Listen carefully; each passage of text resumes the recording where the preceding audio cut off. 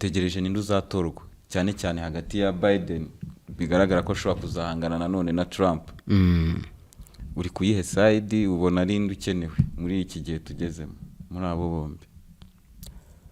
Undi wahoze ari vice president se kutamuvuze inde vice president wa Biden ni Harris. Ura mugabo wawe wese nahoze ari vice president wa Biden yitwa na wa Trump yitwa Mike Pence. Biragoye kumenya umuntu uzatsinda muri Amerika. Ariko ngubu polls bira bintu bakora by'amabarura biba mbere y'amatora n'ibiki bishyira Biden muri sheke atari ukubera intambara ya Ukraine, ahubwo kubera ukuntu ubuzima bw'abanyamerika bwahenze ibintu bigahinduka, cost of living ikajya hejuru cyane.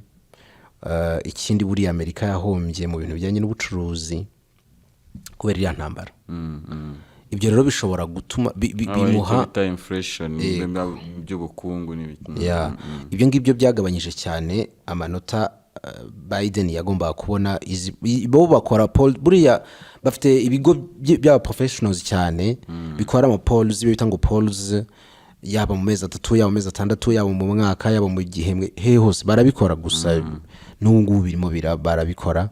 Ariko amatora yegereje bwo biba byinshi cyane. Polls rero zishyira Biden zigashyira na Trump muri sheke bombi, kandi kuko bafite imiziro bombi. Icyambere Biden ubwabyo kuba shaje iriya myaka ni myinshi cyane, no gutorwa manda ya mbere yatowe ari we mu president wabo warabaye hari mukuru mu mateka ya Leta Zunze Ubumwe za Amerika imyaka irenga 200. Ubu ngubu hiyongereho imyaka 4. Asigaye yarize system yo kugenda yibiranura. Yaze ngwagwa nk'igitoki. Naragwa ariko koko. Urumva aravugishwa n'uvuga ngo ajya kuvuga ikintu akavuga. Oh my god. Ntago nyine biri ubwabyo ni babitangiye kubona nk'inenge ikomeye cyane. Kongeraho rero none ibindi bisanzwe bigaragara muri politike, hari abanyamerika benshi badakikira ntambara yo muri Ukraine. Kubera iki? Kubera ko iriya ntambara Ukraine irarwanwa n'amafaranga y'abaturage b'abanyamerika. Ibyo bintu biri kubabaza cyane abanyamerika kugeza ubwo uwitwa Jack Sullivan ni umujyanama mu by'umutekano muri Amerika yaravuze ati intambara iramutse imaze igihe stowa zacu z'intwaro zatangira gushira. Kandi zanabizimwe bihugu bimwe byatangiye gushirirwa.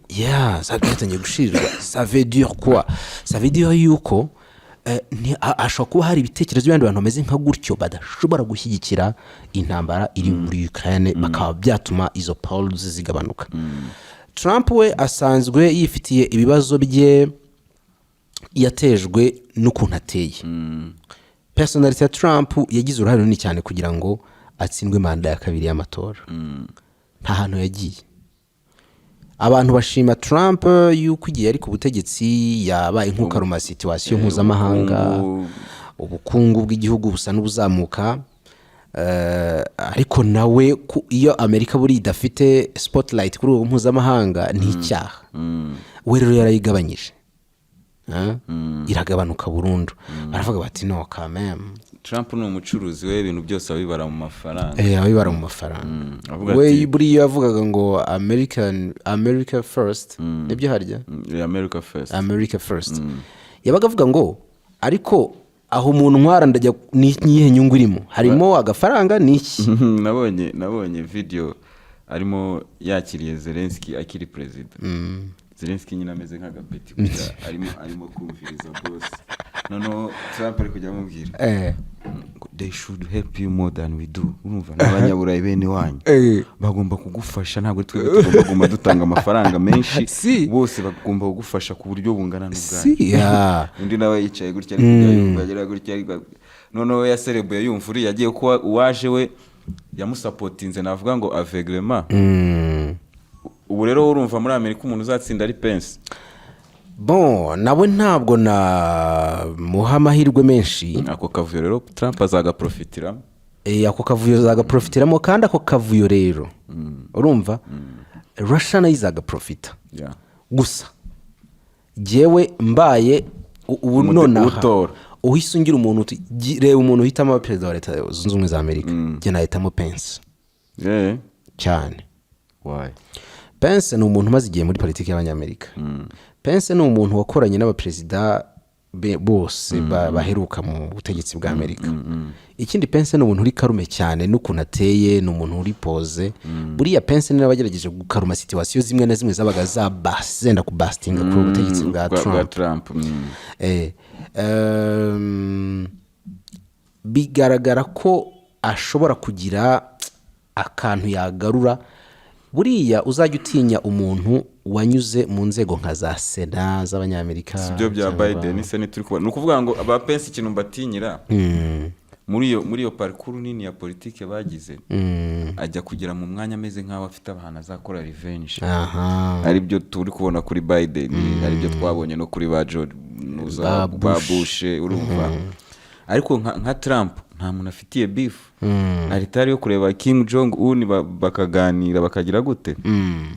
Nge numva ko Trump wo mu amahirwe, nge mu amahirwe nanone, ariko wenda nkabirekera amaboko y'abanyamerika nkuko waruvuze, ariko nkanjye ari ngiye utora aho guhitamo ikintu gishya nahitamo Trump, kuko ukurikije n'imbwirwa ruhame ari gukora muri iki gihe ni umuntu uvugisha ukuri ataciye ku ruhande. Trump rero reka nkubwire, Trump nawe imizira afite. Buriya Amerika yo kuvuga ngo yararongoye ngo uretse n'ibyo Trump ibyo zo ni amasupretext cause ibyo ni ibyaha bahimba cyangwa biri aho ngaho just kugira ngo utangire wangirika isura yawe. Ariko Amerika ni igihugu kiyoborwa par agenda. Dufate nk'urugero, ubu ngubu ibintu by'ubutinganyi bireze cyane. Trump is against, ari contre nabyo. Ebana ntakozwe ibyo bintu. Ubwabyo ni inengerero ku banyamerika. Urumva? Trump icyo kintu nicyo kandi kirakomeye cyane. Kubera ko mu banyamerika abatarabage abashyigikiye abage ni benshi. Ni benshi cyane. Trump yakerereje nkana umushinga wa abortion ukuramo inda. Nkana rwose umushinga ugendesha gake nk'utawureba. Iyo ni inenge ku banyamerika. Trump igihe yari ari ku butegetsi isi ntigeze ishekinga kubera intambara, kandi ibyo ngibyo byagabanyije spotlight ukuntu abantu b'isi babona leta zunze ubumwe za Amerika. Rero ngewe nk'umuntu uri ku isi ntabwo nshaka ko bashekinga isi nyine. Ibyo byose ngewe ndi kubibonamo nka karite kuri je. Ni karite, ariko Amerika ni suku iteye. Amerika suku iteye. Umunyamerika ejo bundi yaramubajije Trump, arambwira ati se urifuza ko Ukraine itsinda intambara?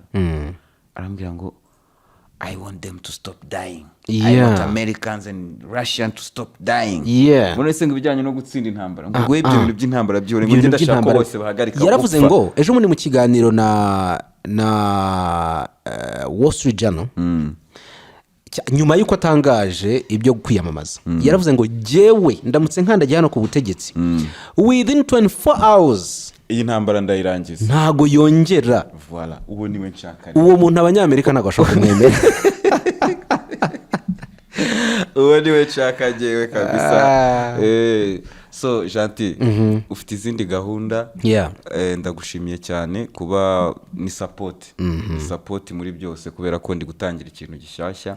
Nkeneye abantu musanzwe muri field kugira ngo, ariko kutarampabaga ngo twanire ku muziki, no kuganira kuri ibintu biri seriye cyane gusa. Isira gukeneye muri ibyo bintu, ariko no muziki tuzawuganiraho kuko wabaye muri showbiz ndabizi cyane. Hari ni byinshi uri kubona nk'umuntu none usiga umeze nka uri umuntu ari hanze y'ikibuga, abareba neza ahantu biri gupfira, ahantu amataktike ari gupfira byose ababibona. So ndumva tuzagira time yo kuganira no ku muziki wacu twese dukunda. Nkabana ari ngushimiye kubera support yawe, ariko nanone nkanagusaba gukomeza kunshyigikira. Ahanga hangiramo umurongo wa telefone. Muri uyu murongo wa telefone nshobora kuba wenda hari ikintu cyabaye singisobanukirwe neza, wenda nkabona wagikozeho nk'ikiganiro, nkaba nakenera ko wenda wasobanurira nk'abakunzi wenda ba Waka tutakugoye ngo urinde kuza hano tukaba twaguhamagara. So nagira ngo bitwemerere nk'abakunzi ba Waka utwemerere ko uzajya uhatubera twaguhamagara. Hari kabisa. Ndahari rwose. So Gentil, ndagushimiye cyane. Niba hari akantu wenda wadusorezaho kakuri ku mutima. nshimiye cyane abakunzi ba Waka Waka. Nawe ndagushimira kuba wangira icyizere ukantumira tukaganira. Ngiye nkunda kuganira cyane kabisa kubera ko ibintu umuntu aba yaragiye abona byasoma biza no kubiganira n'abandi. Hari abantu batabona umwanya w'ibyo kubera imiterere y'akazi, kubera iki. Kuganira agenda bikunda cyane rwose. Nishimiye kongera guhabwa ikaze hano. Asante sana kandi numva ko ari byiza kuba ukunda kuganira kandi Imana ikaba yaraguhaye amahirwe yo kuba watunga package y'ibyo wabwira abantu kandi bikabagirira akamaro muri life yawe ya buri munsi. Rero kuba uri open mu kuganira ni amahirwe ku bantu. Amahirwe ku bantu. Rero urakoze cyane, abantu mukomeze mukore comment abakurikiye iki kiganiro, mutubwire namwe uko mubyumva. Ese muri ku ruhande rwa Pence, muri ku ruhande rwa Trump, muri ku rwa Biden, offensive y'abanya-Ukraine murayibona gute? Amateka yacu nk'abanyafrika twakomeje kuganiraho, buri wese naduha igitekerezo. Nkuko nabibabwiye nzajya ngaruka hano ndi njyenyine nsoma ibitekerezo byanyu, noneho tubiganireho. Na Gentil yatwemereye hari nk'icyo twumva kiducanze tuzajya tumutumira. Rero tumushimire cyane kandi tumuhe n'akanya akomeze izindi gahunda. Mukomeze mukurikire Gentil Gedeo kuri channel yiwe. Hariho ibiganiro byiza. Ushaka kumenya update zibera muri Ukraine, ushaka kumenya ibera mu Bushinwa mu ntambara ya Taiwan, nubwo tutayiganiro tuzagira ikindi gihe. Nibiri kubera muri Afrika, nibiri kubera mu Buganda, nibiri kubera heha, hari byabaye mu gihe cyashize. Urye kuri account ya Gentil Gedeo uzajya ushira inyota. Ngewe nanjye niho hantu nibera. Bantegereje akajyaho anytime. So peace kuri mwese, mukomeze mugira ibihe byiza. Asante sana, mwakoze kubana nanjye, mwakoze kuganira, kwemera kuganira nanjye. Imana ibamugisha. Jobless. Jobless.